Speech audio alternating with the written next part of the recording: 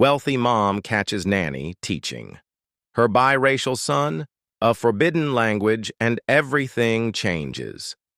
The marble floors gleamed under the afternoon sun as Margaret stepped into the study. She wasn't supposed to be home yet, but what she saw stopped her in her tracks.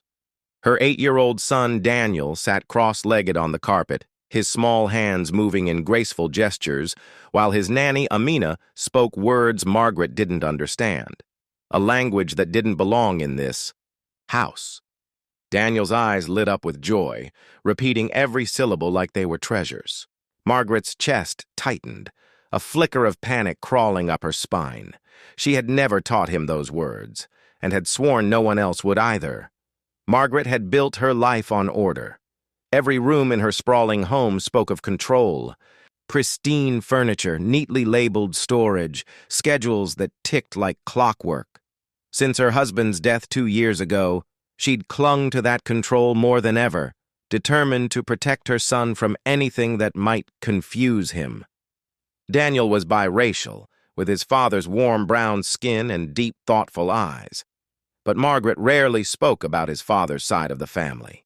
She told herself it was to spare Daniel from the pain of losing him, but deep down, she feared the questions it might raise about identity, belonging, and race. Amina had been with them for nearly a year. Quiet, dependable, she never overstepped. Or so Margaret thought. She was from her late husband's country, fluent in the language. Margaret had always considered too different for her son's world. When Margaret first hired her, she made it clear. Keep things simple, English only. But lately, Daniel's eyes sparkled with a new kind of curiosity. He asked about faraway places, different foods, and strange-sounding words. Margaret brushed it off as harmless, until today, when she walked in on him speaking that language like it was his own. Over the next few days, Margaret's unease grew. She began noticing little things she'd missed before, picture books in bright colors and unfamiliar scripts tucked beneath Daniel's pillow, songs hummed in soft, lilting tones as he brushed his teeth, drawings of people in clothes she didn't recognize. She confronted Amina lightly at first. "Where did he learn that?" Margaret asked, forcing a smile. "Oh, just little games," Amina replied, her tone polite but guarded. But Margaret couldn't shake the feeling that boundaries were being crossed. She told herself she was protecting Daniel, yet every time she saw his joy when speaking the language, a knot of fear tightened in her chest. That language was a door to a part of him she didn't control. One rainy afternoon, Margaret overheard them in the kitchen. Daniel was giggling, repeating a word over and over while Amina corrected him gently. When Margaret stepped in, the laughter died. Amina's posture stiffened. "Daniel, go to your room," Margaret said, her voice sharper than she intended. When the boy left, Margaret turned to Amina. "I told you, English only. Why are you ignoring me?" Amina's eyes didn't waver. "Because he deserves to know who he is." Those words stung more than Margaret expected. She told herself it was defiance, but in truth, they scared her because they felt too close to the truth. The breaking point came on the day of Daniel's school play. He stood on stage in a sea of children proudly delivering his lines.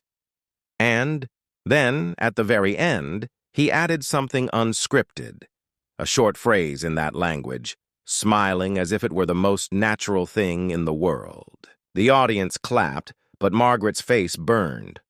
Afterward, she pulled him aside. "Where did you learn that?" "Amina," he said simply. "It means, I carry you in my heart." Daddy used to say it to her. Margaret's breath caught. She remembered hearing her husband whisper those words years ago, though she hadn't understood them then. When she found Amina backstage, the conversation was no longer polite.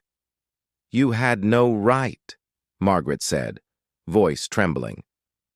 Amina's eyes softened. "He had every right. That language isn't just words, and it's his father's voice. his history. Without it, you're taking pieces of him away. The words hung in the air, heavy and undeniable.